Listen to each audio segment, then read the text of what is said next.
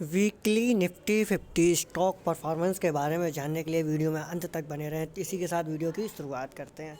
Nifty 50 की अगर बात की जाए तो एक वीक में लगभग 1.47% तक की नेगेटिव गिरावट आई है। पिछले एक वीक में लगभग 265 अंक की गिरावट आई है एक साल में।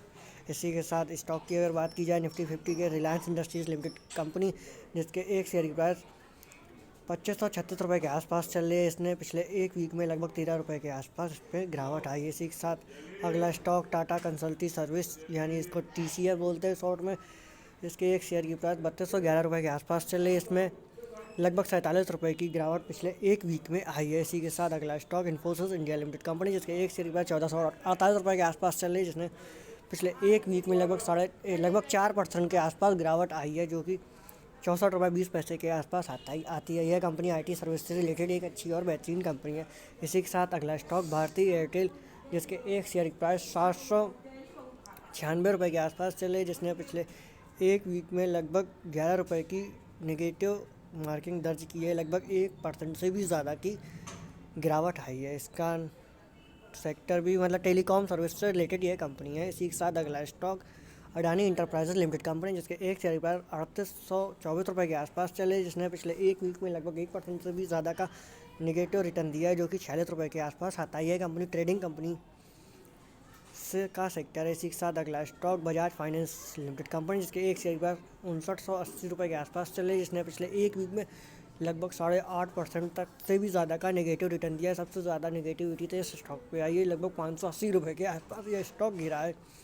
यह स्टॉक कंज्यूमर फाइनेंस से रिलेटेड सेक्टर है। इसी के साथ अगला stock Asian paints limited company, जिसके एक शेयर की प्राइस 2978 रुपये के आसपास चल रही है, जिसने पिछले एक वीक में लगभग 3% से भी ज़्यादा का नेगेटिव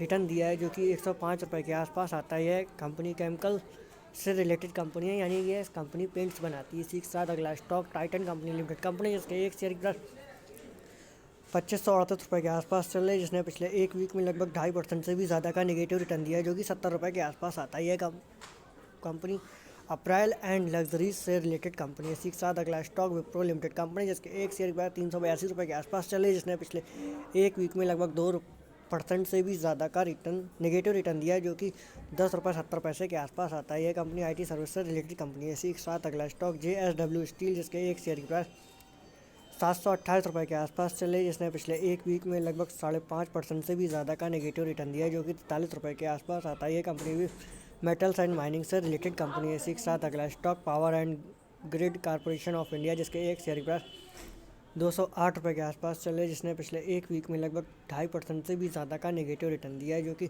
6 रुपये 25 पैसे के आसपास आता है। इसी के साथ अगला stock tech Mahindra limited company, जिसके एक शेयर की प्राइस 986 रुपये के आसपास चले, जिसने पिछले एक वीक में लगभग 3% से भी ज़्यादा का नेगेटिव रिटर्न दिया है, जो कि 31 रुपये 90 पैसे के आसपास आता है।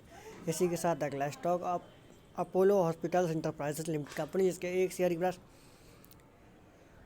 4387 रुपये के आसपास चले, जिसने पिछले एक वीक में लगभग 2.5% से भी ज़्यादा का नेगेटिव रिटर्न दिया है, जो कि 112 रुपये के आसपास आता है। इसी के साथ अगला स्टॉक UPL लिमिटेड कंपनी, जिसके एक शेयर की प्राइस 718 रुपये के आसपास चले, जिसने पिछले एक वीक में लगभग 0.08% तक का नेगेटिव रिटर्न दिया है, जो कि 55 पैसे के आसपास आता है। इसी के साथ हमारा वीडियो का अगर आपने अभी तक लाइक नहीं किया तो एक लाइक तो बनता है। साथ ही हमारे चैनल को सब्सक्राइब कर दें एंड बेल आइकन भी प्रेस कर दें, जिससे आने वाले वीडियोस आप तक पहुँचते हैं। इसी के साथ मिलते हैं अगले वीडियो में।